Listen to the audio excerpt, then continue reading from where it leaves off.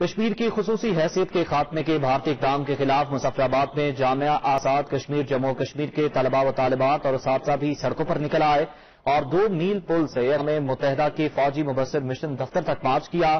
شرکاء کا کیا کہنا تھا، بتا رہے ہیں تقی الحسن اپنی اس رپورٹ میں۔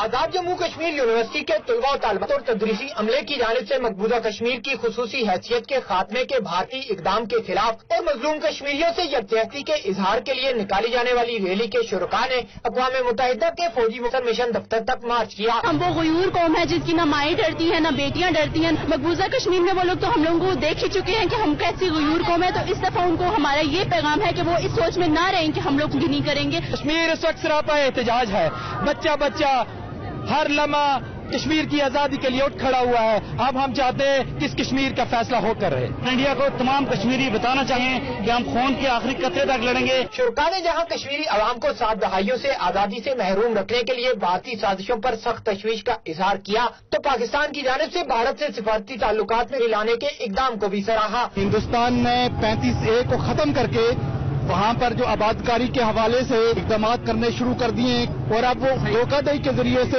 وہ نسل کشی کر کے جغرافی کو چینج کرنا چاہتا ہے۔ کشمیر اس وقت بولنے کریں گے لائن آف کنٹرول کے اس طرف جو لوگ ہیں ان سے ادارے یکجہتی کرنا، انہیں یہ احساس دلانا، انہیں یہ یقین دلانا کہ ہم آپ کے ساتھ کھڑے ہیں۔